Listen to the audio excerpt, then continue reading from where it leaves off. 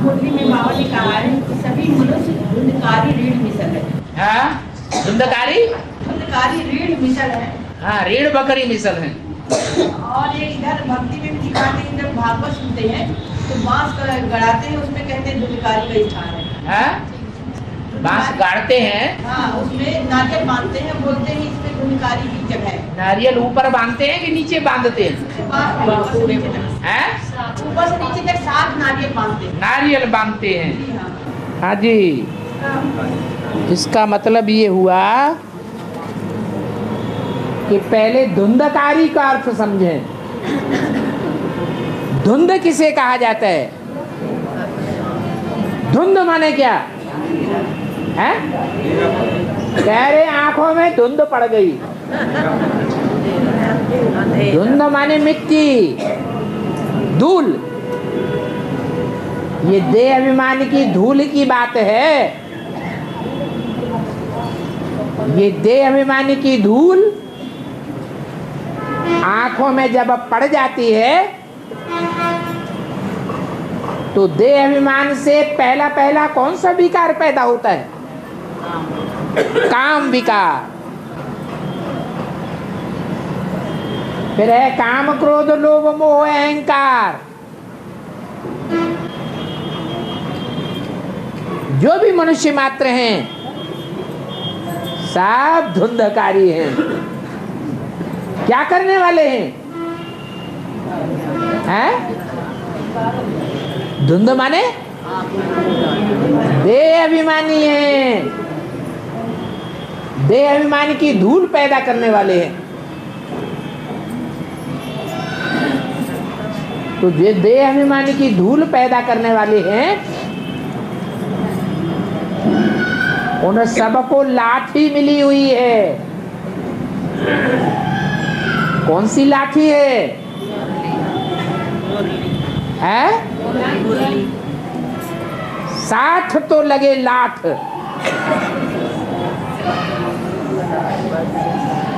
जब 60 साल का हो जाता है तो ज्ञान की लाठ अच्छी लगती है। बच्चा है तो बच्चा बुद्धि है, ज्ञान की गुह्यता समझेगा नहीं। और जवान हो गया तो जवानी का नशा चढ़ जाता है, धुंधकारी बनेगा या ज्ञानी बनेगा। इसलिए ईश्वरीय ज्ञान में कुमारों का टिकना बड़ा मुश्किल हो जाता है। कोटों में कोई और कोई में कोई कुमार निकलते हैं। इसलिए बोला कि 60 साल की जब उम्र हो जाए तो ज्ञान की लाठ वानप्रस्थ अवस्था में अच्छी लगती है। तो शरीर जो है वो वानप्रस्थ अवस्था का लाठी के समान है। ये लाठी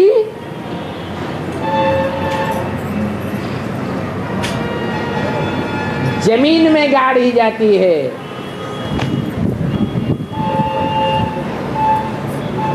जब जमीन में लाठी या बांस गाढ़ा जाता है तब कहा जाता है वानप्रस्थ अवस्था। धरणी किसे कहा जाता है? हैं? कन्या माता है।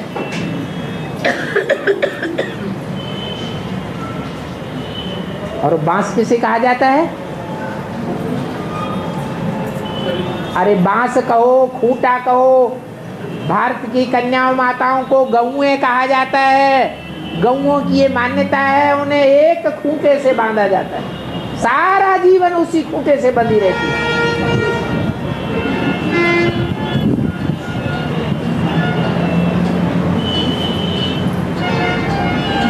तो वो शरीर लाठी है, बांस है, और वो बांस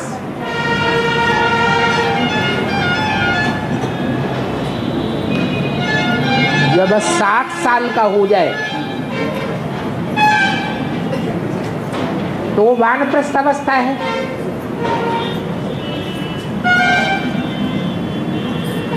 वानप्रस्थ अवस्था में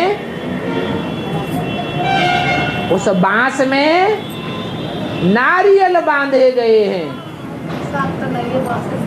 क्या बांधे गए? रियल नहीं, नारियल। माना उस त्रिनेत्री नारियल का जो स्वभाव संस्कार है वो दिखावे वाला है, रियल नहीं है। बाप विदेशी बन करके आते हैं। विदेशी क्या करते हैं? दिखावा बहुत करते हैं। या रियल भारतीय होते हैं? दिखावा बहुत करते हैं। तो ये भी पार्ट ऐसा है।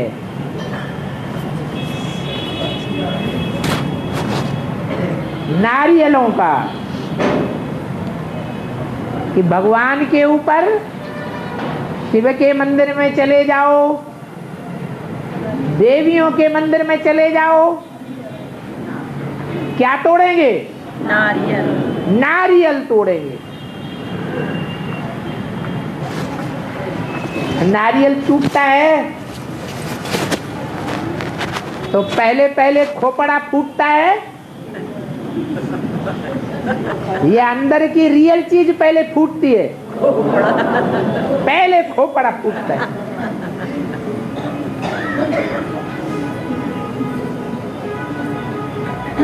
ये मानवीय बुद्धि है। ये मानवीय बुद्धि मनुष्य का खोपड़ा है। ये खोपड़ा तोड़ करके जब ईश्वर के ऊपर अर्पण होता है तो असली शुद्ध चीज बाहर आ जाती है।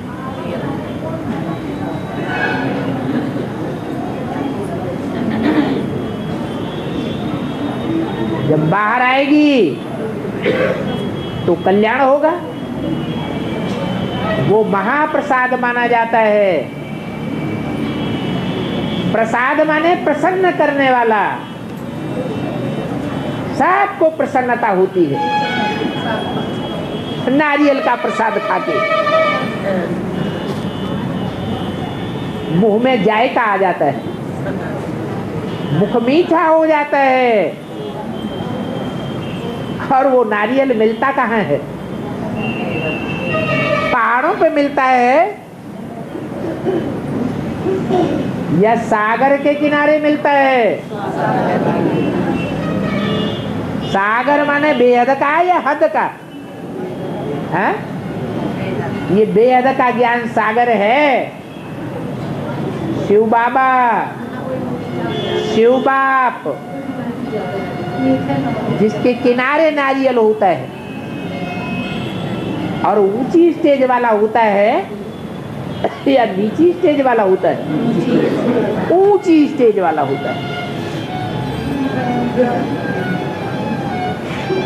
ऐसे नारियल 12 शिवलिंग हैं, ज्योतिर्लिंग गाए हुए हैं। जहां नारियल चढ़ाए जाते हैं वो नारियल में ही ज्ञान की जटाएं होती हैं। 3 आंखें होती हैं। दाईं आंख भी है गुण देखने वाली, बाईं आंख भी है अवगुण देखने वाली। किसमें किसमें क्या क्या कमजोरी है, क्या क्या फ्ला है। कमजोरी को, फ्ला को देखते जाओ अब मणके को अलग करते जाओ। माला बनाई जाती है तो 12 ढेरियां अलग करते हैं ना। दाईं ओर की ढेरियां अलग करते हैं और बाईं ओर की ढेरियां अलग करते हैं। कौन से मणके पहले माला में पिरोए जाने चाहिए, कौन से मणके बाद में पिरोए जाने चाहिए, ये सब तय किया जाता है पहले।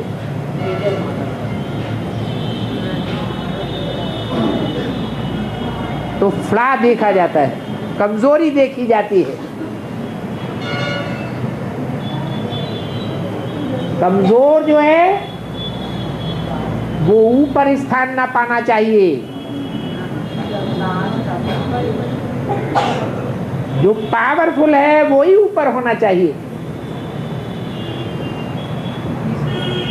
सच्चाई ही पावरफुल होती है, झूठा फ्लॉलेस नहीं कहा जा सकता।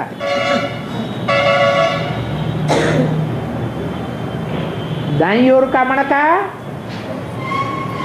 जरूर पवित्र कर्म करने वाला है। दाएं हाथ से पवित्र कर्म किए जाते हैं, बाएं हाथ से अपवित्र कर्म किए जाते हैं। तो बाएं मणके जरूर विदेशी हैं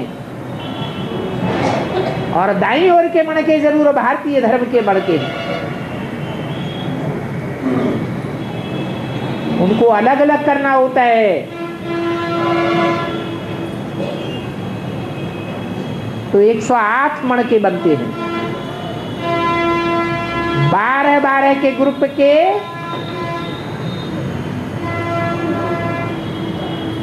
12 ग्रुप, 9 ग्रुप तैयार होते हैं।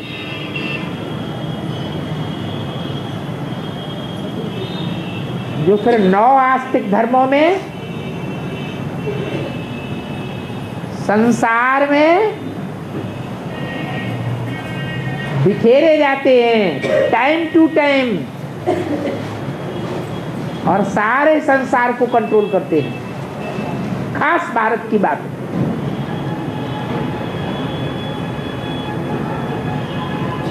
तो कोई नारियल है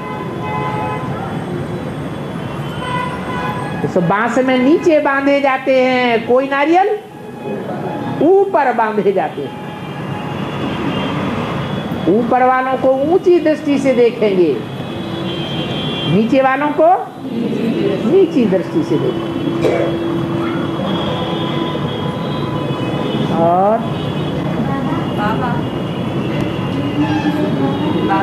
जोर से बोल। बाबा दिन प्रतिदिन मधुबन के बाहर नहीं जाएंगे, बाहर नहीं जाएंगे। ये किस समय की बात है? अभी तो बाबा पूर्व में है, अंत की है या पूछा है कि मुरली में बोला है दिन प्रतिदिन बाप दादा मधुबन से बाहर नहीं जाएंगे।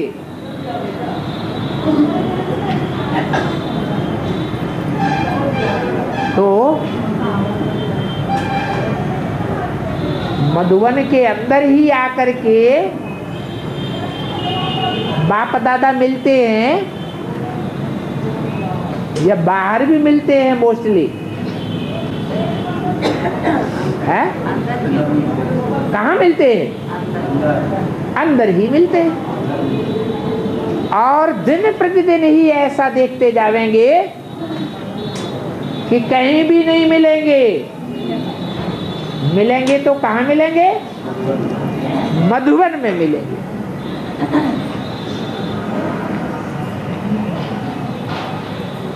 दूसरी जगह नहीं मिलेंगे।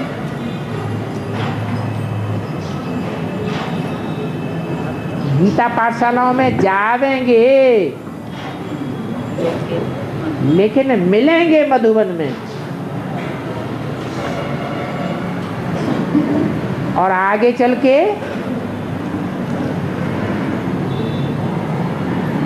मधुबन का दायरा बढ़ेगा या घटेगा? है बढ़ेगा। लेकिन आत्माओं की संख्या घटेगी या बढ़ेगी? बढ़ेगी। मधुबन में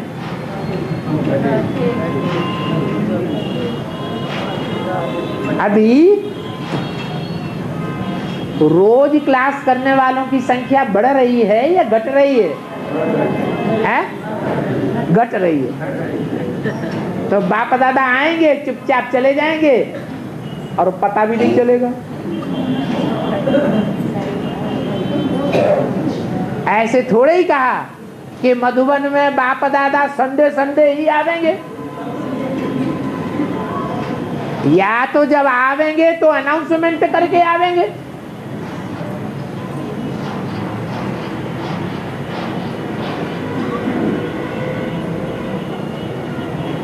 आवेंगे मधुबन में, लेकिन कोई को मिलेंगे, कोई को नहीं मिलेंगे। जो रेगुलर होंगे, पंक्चुअल होंगे, उनका नंबर पहले लग जाएगा। अरे बाप दादा तो कोई युक्ति निकालेंगे या नहीं निकालेंगे? हैं? या बाप दादा ये चाहते हैं सभी जुम्मा जुम्मा क्लास करने वाले, जुम्मा जुम्मा जामा मस्जिद में जाने वाले मुसलमान बन जाए, या संडे संडे गिरजा घर में जाने वाले क्रिश्चियन बने रहे? बाप दादा सब बच्चों को देवी देवता सनातन धर्म का पक्का देखना चाहते हैं या मुसलमान और क्रिश्चियन बना हुआ देखना चाहते हैं? देवी देवता। बाबा तो कोई न कोई युक्ति निकाल ही लेंगे, और युक्तियों से भी नहीं मानेंगे तो अंत में और स्वरूप सामने आता है, सदगुरु का रूप सामने आता है, वो किसी की नहीं सुनता। और बाबा मुर्शिद बोले हैं कि पाप में बीज रूप से बच्चा पैदा होता है, लेकिन बीच बीच जड़ रूपी माँ आ जाती है, तो वो माँ जड़ रूपी माँ पावरफुल रचना का भी आधार बनती है, तो बच्चे का भी आधार बनती है। तो पावरफुल रचना कौन है? पावरफुल बच्चा वो जिसके लिए पढ़ाई चल रही है। आप बोले कि फिर बच्चा का भी आधार बनती है, तो पावरफुल वो एक ही बच्चा है जो मनुष्य सृष्टि का पहला पत्ता है।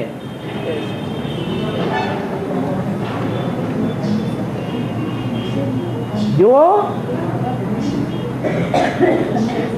प्रलय काल के बाद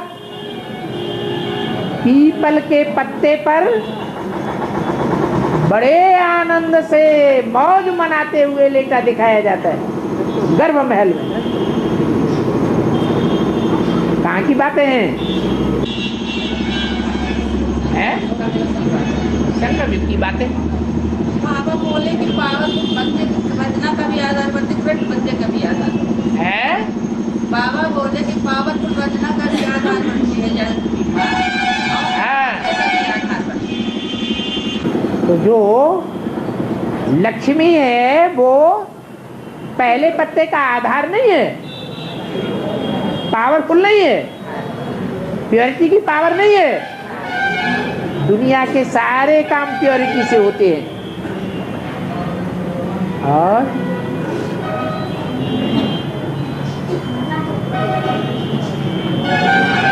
जोर से बोल, जैसे जोर से चिल्लाती है ऐसे बोल। घर के चिरागों ने घर को ही आग लगा दी। में अब क्या होगा?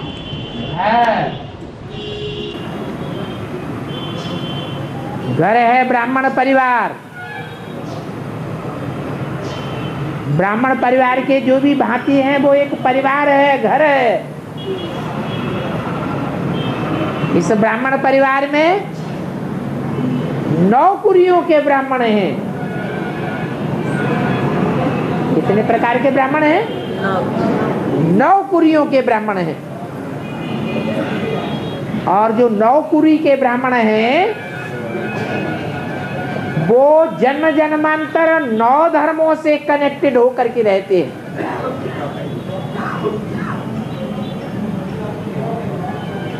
कोई इस्लाम धर्म में कनेक्टेड होकर के रहे हैं, कोई मुस्लिम धर्म में कन्वर्ट होकर रहे हैं, कोई बौद्ध धर्म में कन्वर्ट होकर के रहे हैं। और जो जिस धर्म में कन्वर्ट होकर के रहे हैं वो कन्वर्ट होने के बाद भारत की और भारतवासियों की ग्लानि करते रहे हैं या महिमा करते रहे? महिमा करने का तो सवाल ही नहीं। अगर महिमावान समझते तो छोड़ करके ही क्यों जाते? तो वो भारत को और भारतवासियों को धोखा देने के संस्कार है। वही धोखा देने वाले संस्कार वाले ब्राह्मण अभी बाप ने इकट्ठे किए हैं एक बनाने के लिए।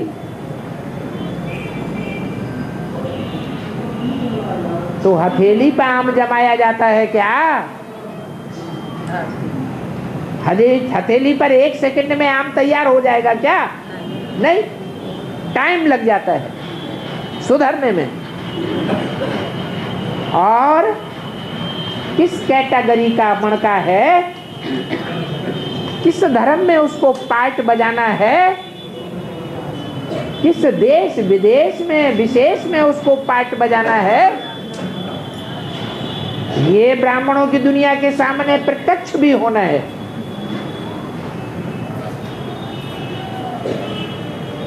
तो जो आग लगाने वाले होंगे, धोखा देने वाले होंगे, वो यहाँ ब्राह्मणों की दुनिया में भी प्रत्यक्ष होने चाहिए कि नहीं होने चाहिए?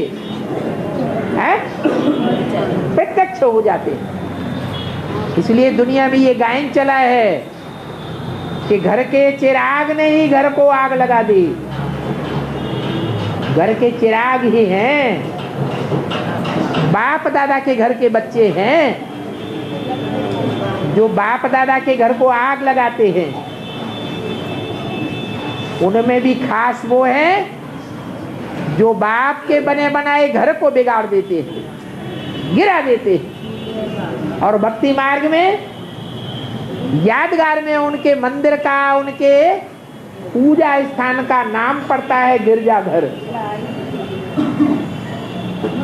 और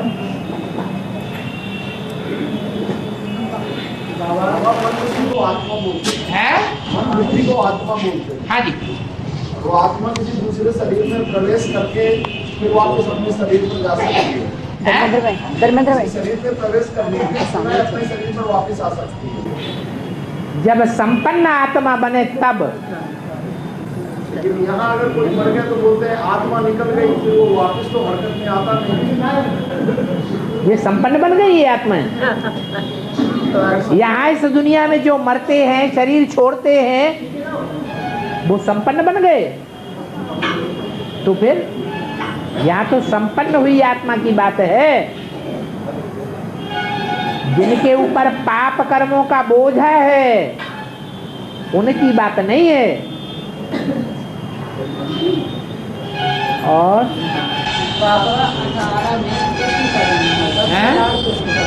हैं? 18वें सन में तो कृष्ण का जन्म होगा कि लार्ड कृष्ण का जन्म होगा 18 में कि लार्ड कृष्ण का जन्म होगा? पूछ रहे हैं।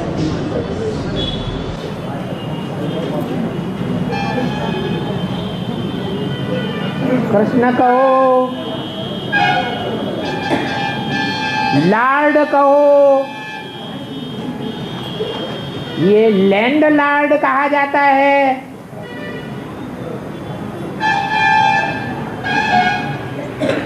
लॉर्ड बड़े आदमी का टाइटल होता है जो बहुत जमीन का मालिक होता है, भूस्वामी कहा जाता है। बड़े बड़े जमींदारों को लैंड लॉर्ड कहा जाता था। लैंड माने जमीन, तो दुनिया में जितने बड़े बड़े लैंडलॉर्ड हुए हैं, भूस्वामी हुए हैं, पृथ्वी के ऊपर मालिकाना जमाने वाले हुए हैं, उनमें बड़े से बड़ा मालिक को कौन गाया हुआ है? क्रिश्चियंस में कृष्ण गाया हुआ है। जो क्रिश्चियंस हैं वो कृष्ण को टाइटल देते हैं लैंडलॉर्ड कृष्ण। जरूर जो क्रिश्चियंस की बीज रूप आत्माएं हैं, बीज रूप आत्माओं की दुनिया में जो ब्राह्मण हैं, जो क्रिश्चियन धर्म का बीज आरोपण करने वाले हैं, वो कृष्ण वाली आत्मा को सबसे बड़ा लैंडलॉर्ड मानते हैं। लैंड कहा जाता है धरणी को। धरणी माने कन्याएं माताएं। वो कन्याएं माताएं, वो शक्तियां शिव के डायरेक्शन पर चलने वाली हैं। कृष्ण की बात नहीं है, लेकिन ये तो संगम युगी कृष्ण है। जिस संगम युगी कृष्ण के डायरेक्शन पर चलने वाली है। शिव तो निराकार है, वो आंखों से देखने में नहीं आता, वो जिसमें प्रवेश है उसमें कृष्ण की आत्मा भी प्रवेश करके कार्य करती है। इसलिए लैंडलॉर्ड। और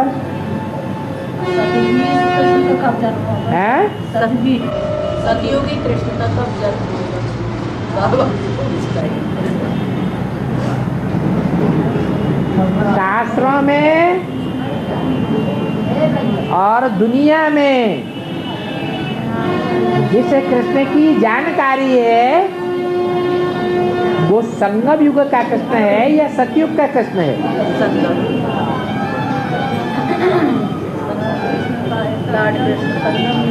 जो संगम युग का कृष्ण है उसको लैंडलॉर्ड कहा जाता है।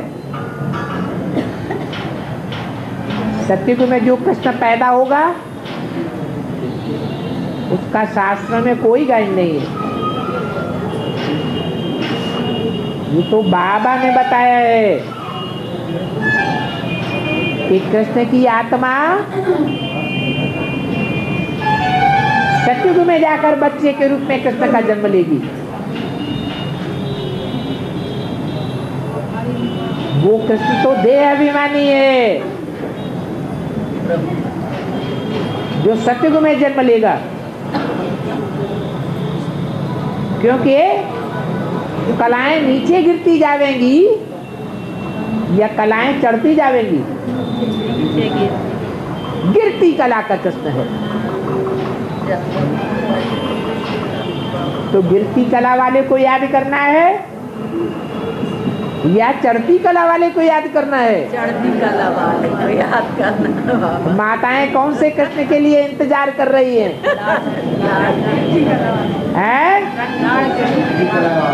झूठ ना बोलो। सही बात। त्रेसठ जन्म जो आदत पड़ी हुई है देह अभियान की, दैहिक रूप में बच्चे को प्यार करने की आदत पड़ी हुई है। माताएं भी इंतजार कर रही हैं कि सतयुग आवे और कृष्ण बच्चे को हम गोद में रख करके खिलावे। इससे देवान साबित हो जाता है।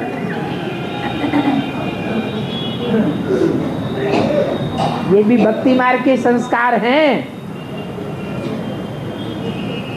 भक्ति मार्ग का कोई भी संस्कार रह जाएगा तो शरीर छोड़ना पड़ेगा।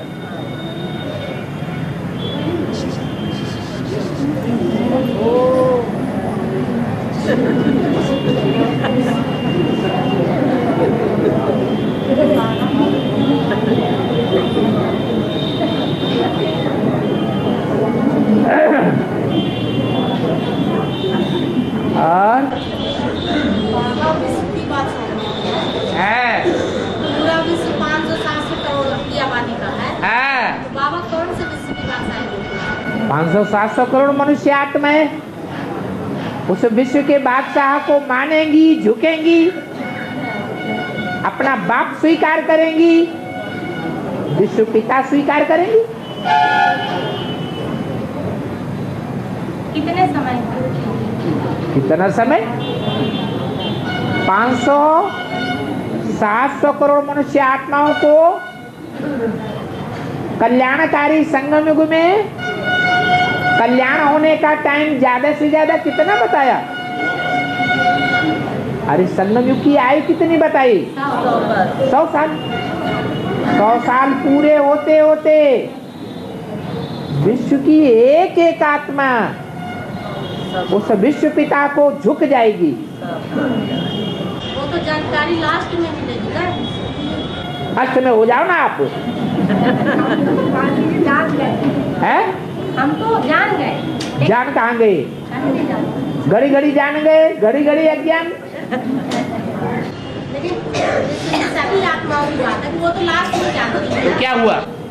1 सेकंड में मृत्यु के समय अगर 1 सेकंड में विश्व का बादशाह याद आ जाए तो अंत मते हो जाएगी।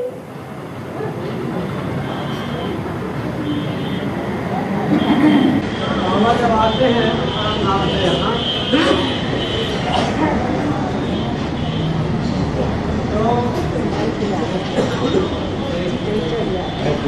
बोलो बोलो। बाबा जब परमधाम से यहाँ आते हैं तो वापस प्रतिदिन चले आते हैं कि हैं? बाबा परमधाम से आते हैं तो आवागमन होता है कि कितने समय के लिए आते हैं और जाते हैं? बाबा आते हैं 100 साल के संगम युग के लिए बस। उसमें भी बाबा का काम है ज्ञान सुनाना।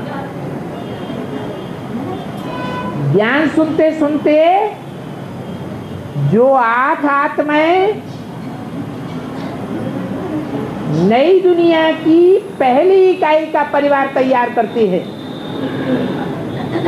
उनके तैयार होने के बाद शिव बाप का काम पूरा।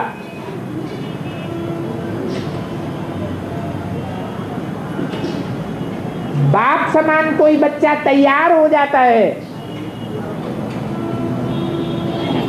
जब बच्चा तैयार हो जाता है दुकान संभालने वाला, तो बाप घर में बैठता है या दुकान पर भी डटा रहता है? घर में बैठता है। तो 2 बाप हैं, एक है आत्माओं का बाप और दूसरा है मनुष्य सृष्टि का बाप। मनुष्य सृष्टि के बाप में वो निराकार बाप आकर के उसे आप समान बनाते हैं। इसलिए मुरली में बोला है इस सृष्टि पर सदा कायम कोई चीज है नहीं, सदा कायम तो एक शिव बाबा है। वो कौन सा बाबा है? साकार निराकार। जो साकार में एक बार निराकारी स्टेज प्राप्त कर लेता है, बाप समान स्टेज। और ज्ञान सुनाते हैं हाँ जी, और साक्षात्कार से कौन कराता होगा? साक्षात्कार की जरूरत भक्तों को है या ज्ञानियों को है? भक्तों को वर्षा नहीं मिलता भगवान का, और बच्चों को वर्षा मिलता है। सुख शांति का अनेक जन्मों का वर्षा मिलता है। भगवान बाप इसके लिए आते हैं। पहले तो अपने बच्चों का कल्याण करना है, घर का सुधार, फिर पर का सुधार।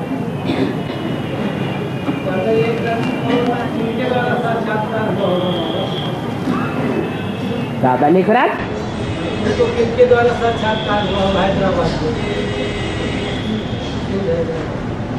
द्वारा किसके द्वारा या कैसे हुआ साक्षात्कार?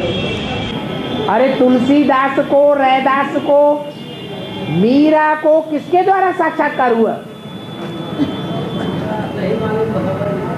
अरे डायरेक्ट भगवान ही साक्षात्कार कराते। हनुमान के पुजारियों को हनुमान के रूप में साक्षात्कार कराते। जो गणेश के पुजारी हैं उनको गणेश के रूप में साक्षात्कार कराते। कोई दूसरा मीडिया थोड़े ये साक्षात्कार कराने के लिए। बाबा ने तो बोला है साक्षात्कार की चाबी मेरे पास रहती है, वो चाबी मैं किसी को देता नहीं। तो द्वारा कहाँ से आ जाएगा? साक्षात्कार तो सिद्धार्थ के पास कलकत्ता में जाते हैं तो पहले प्रतिष्ठा वहाँ पर होती है, उसके पहले शुरुआत थे नहीं यहाँ पर हैं? शुरुआत उसके पहले आए नहीं, पहली प्रतिष्ठा तो कलकत्ते में हुई है। हाँ जी, हाँ जी। तो यहाँ फिर किसके द्वारा हो, कैसे हुआ साक्षात्कार? यहाँ पे, यहाँ माने कहाँ? सिंध हैदराबाद में। सिंध हैदराबाद में कहाँ साक्षात्कार? साक्षात्कार की बात है, शिव की प्रत्यक्षता की बात का है। शिव की प्रवेशता कलकत्ते में हुई, विजयनोकल के चाय में गीता माता से और फिर कलकत्ता में। उसके पहले तो शिव प्रवेश हुए नहीं। हाँ जी, बिल्कुल। तो फिर दादा लेकर कौन साक्षात्कार? अरे साक्षात्कार अलग बात है, स्वप्न अलग बात है, और प्रवेश होना अलग बात है। प्रवेश होने को साक्षात्कार नहीं कहा जाता और साक्षात्कार को प्रवेश होना नहीं कहा जाता। तुलसीदास को साक्षात्कार हुआ, क्या प्रवेश हो गया? रैदास को, मीरा को साक्षात्कार हुआ, सूरदास को साक्षात्कार हुआ, क्या प्रवेश हो गया? बोलो। हाँ, तो बुद्धि में बैठो कि सिंध हैदराबाद में प्रवेश नहीं हुआ, सिंध हैदराबाद में सिर्फ साक्षात्कार हुआ। प्रवेशता के पहले ही शिव आप उनको साक्षात्कार कराए, कहाँ रह करके कराए हो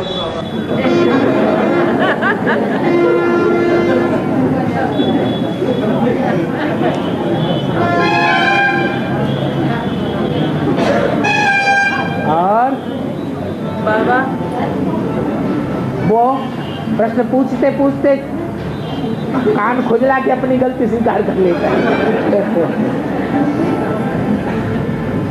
और बाबा जो शिव का मंदिर है?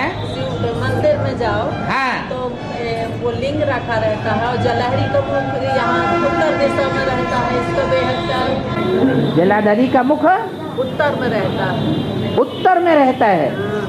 जलहरी हाँ, तो बेहद का उसका बेहद का अर्थ यही है कि उत्तर में जरूर कोई देवता विशेष माना जाता है। वो कौन सा देवता है जो उत्तर दिशा में माना जाता है? 8 दिशाएं हैं, 8 दिग्पाल हैं, 8 दिशाओं की पालना करने वाले हैं। पूरब, पश्चिम, उत्तर, दक्षिण, और 4 इनकी कौन है? कौने? तो 8 दिशाएं मानी जाती हैं। 8 दिशाओं में अष्टदेव दिखाए गए हैं। तो अष्टदेवों में से कौन से देवताएं हैं जो खास उत्तर दिशा में अथवा पूर्वोत्तर दिशा में दिखाई जाते हैं? कुबेर और कुबेर। कुबेर किस बात का देवता है? धन कौन सा धन है? ज्ञान धन। ज्ञान धन का देवता है। ऐसे ज्ञान धन का देवता है जो कि भगवान का पार्ट बजाने वाले को भी ब्राह्मणों की दुनिया में पार्ट बजाते समय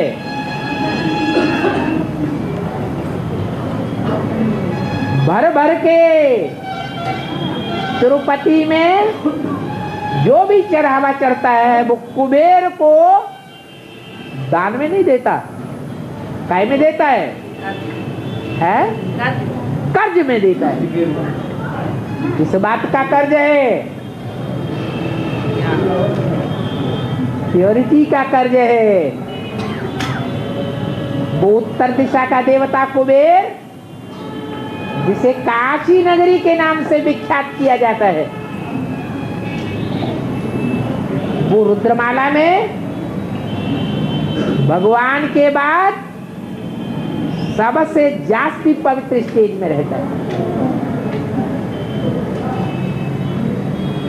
इसलिए उत्तर दिशा की विशेष मान्यता है। और एक आश्रम में सीता के दो पुत्र बतलाते हैं, बताओ और खुद पैदा हुए, उनका बेहद के प्यार है। वाल्मीकि ब्राह्मण थे या भंगी थे?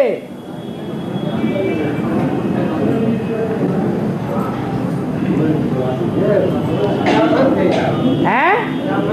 ब्राह्मण थे। हैं? बोलो भाई, मूल रूप में क्या थे? हैं? वाल्मीकि पहले कौन से रूप में थे? डकैत थे या साहूकार थे?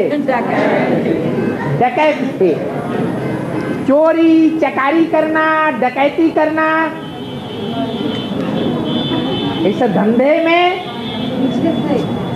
ब्राह्मणों का पार्ट ज्यादा होता है दुनिया में, या नीचे जाति का पार्ट ज्यादा होता है?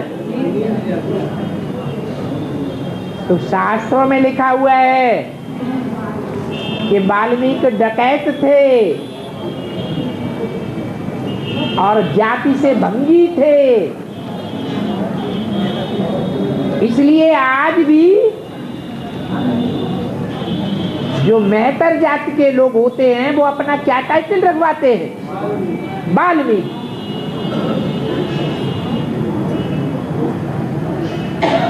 अब वाल्मीकि का आश्रम दिखाया गया है।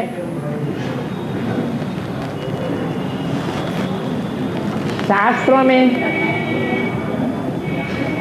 और उस आश्रम में भगवान के 2 बच्चे पाले गए। अब भगवान के बच्चे आत्मा होते हैं या देहधारी होते हैं? आत्मा। तो भगवान के बच्चे 2 ही हैं मूल रूप में। एक लव, प्यार भरा पार्ट बजाने वाला, और दूसरा है कुश, कांटा। अब बताओ मूल रूप में 2 बच्चे कौन से हैं जो साक्षात भगवान के बच्चे हैं? राम और कृष्ण।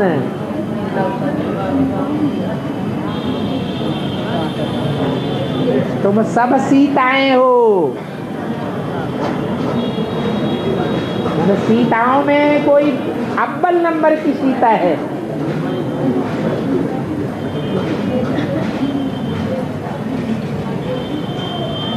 उस सीता के बच्चे हैं।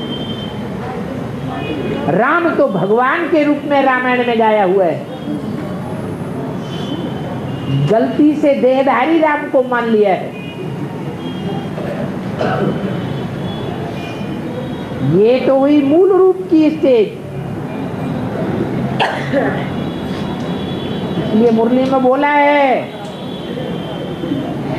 कि दुनिया की ऐसी कोई बात नहीं जो तेरे ऊपर लागू न होती है। माने रामकृष्ण की आत्माएं ऐसी आत्माएं हैं जो कंबाइंड पार्ट बजाती है, और उस कंबाइंड पार्ट में सारी दुनिया के 500-700 पार्टधारी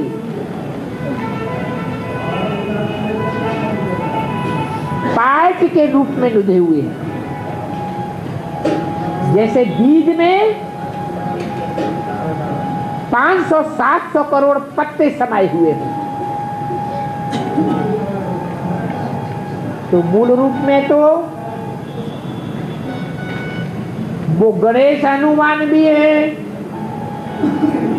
वो लव कुश भी है, लेकिन साकार रूप में अगर देखा जाए तो शिव भगवान जिस साकार मुकर्रर रथ में प्रवेश करते हैं वो राम वाली आत्मा है, मनुष्य सृष्टि का बीज है, पहला धर्म पिता है, सब धर्म पिताओं का बाप है। उसके बाद दुनिया में द्वैतवादी धर्म पिताएं आते हैं। उन द्वैतवादी धर्म पिताओं में पहले नंबर का पिता कौन है?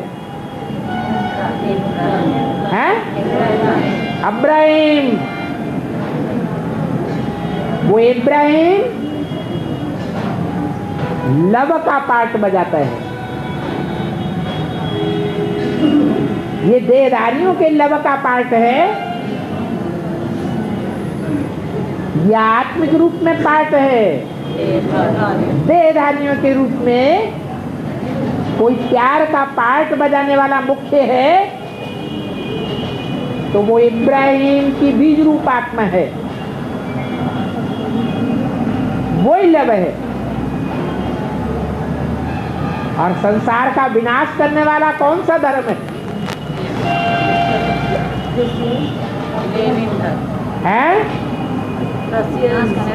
संसार का विनाश करने वाला क्रिश्चियन धर्म है। जो क्रिश्चियन धर्म का बीज है वही कुश है, सारे संसार को कांटा छुबो देता है। दुखदाई कांटे होते हैं, ये क्रिश्चियन धर्म कुश है और इस्लाम धर्म लव है। ये दोनों ही बच्चे कहाँ पल रहे हैं? वाल्मीकि माने भंगी की कुटिया में। शंकर का एक रूप किरात रूप भी दिखाया है, चांडाल का रूप। चांडाल भंगी को कहा जाता है। बाबा भी मुरली में कहते हैं इस दुनिया में सब शूद्र हैं, सब भंगी हैं। उस भंगी के आश्रम में वो दोनों बच्चे पलते हैं, लव और कुश। ये ब्राह्मणों की दुनिया में नौकुरी के बच्चे पल रहे हैं, उनमें लव कुश की भी गिनती है। जो भगवान राम से भी लड़ाई लड़ते हैं, क्योंकि भगवान राम को पहचान नहीं पाते, इसलिए लड़ते हैं। और